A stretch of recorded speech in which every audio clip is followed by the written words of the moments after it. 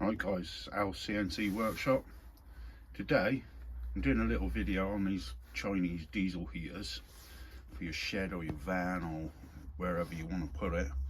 I've had it a couple of weeks, I've been using it. It works okay. It does get nice and warm in here, but there was so much heat going out the exhaust, I thought I'd tap it into a radiator. So there we got a standard exhaust going all the way up. Goes into the top, goes round the radiator like that, goes out of there, and the condensate drips out the bottom, outside. So, like I say, I've been running this for a couple of weeks now. I've done about 20 hours with it and used 3 litres of fuel. So it's about 0.15 litres an hour. I don't have it on all the time. It's just to get the machines warm before I start working with it. This is a remote controlled version, it's not the app version. At the moment it's about 5 degrees, so I'll turn him on.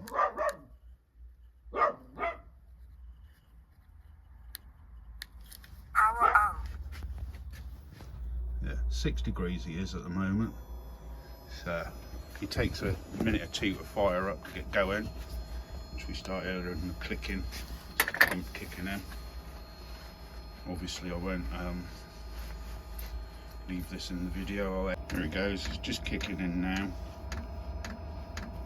You get that initial smell of unburnt diesel or semi-burnt diesel come out of there initially. It doesn't last long. Once this gets going, you don't get any smell. So this was on Amazon. This is the Sunster 8 kilowatt. And I use it on the maintained temperature settings. So you go from L1 to L10. Obviously the higher you have it,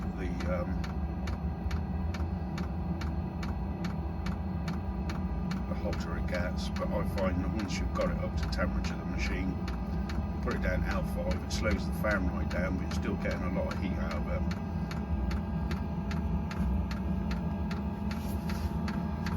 Go. Can feel a bit of warmth coming out of it now. She goes revving up.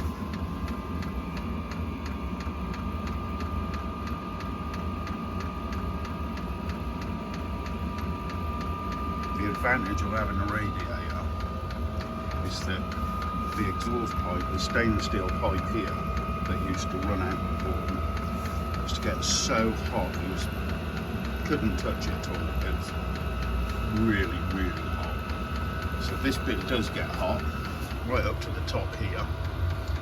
This, like it says, do not touch. 125 degrees Celsius that gets, and it creeps its way down the radiator like it would normally. This, you can touch it, the exhaust on this side, you can go like that and it's not hot.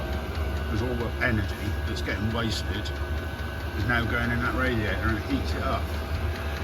It's a brilliant little hack. Just use some 22mm plumbing fittings, a bit of copper tube, some Jubilee clips and some liquid PTFE. And go, look, that's getting warm already. That is untouchable. Wasted heat, see? So now it's getting harnessed. Radiator's warm already. I'm a minute into running it.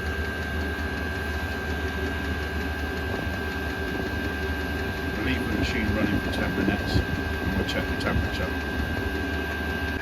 So the machine's been on about 5 minutes now and we're up to 13 degrees from 6 and the machine's running at 196 degrees Celsius, full flat out at the moment. And just now he's up there, putting down to 6. Everything slows down, and I'm still getting nice heat. That will drop down to about 175 on 6. But the heat coming out of this radiator now is quite surprising. you wouldn't want to be putting your hands on it. Obviously it's cold down that end, warm there, red up at the top, not touching it. But yeah, you won't get any water build up in this side, because any water blows in, blows down there, and blows out the exhaust, goes outside. You know, condensation from the heating and the cold pipes and everything. Right guys, I'll put a link in the description from where I got it, and I'm running this on a 12 volt power supply. Just plugged into the mains, goes up there around there, plug that little ciggy lighter up there, and that's it up there. Look. I'll put a link in the description for all the bits, and I think it's worth the money. Don't know whether it's economical to run in a large shop, because obviously you'd be guzzling more fuel, and the price of fuel in the UK at the moment is through the roof again. So thanks guys. If you like content, hit the like button, hit the subscribe button. See you on the next video.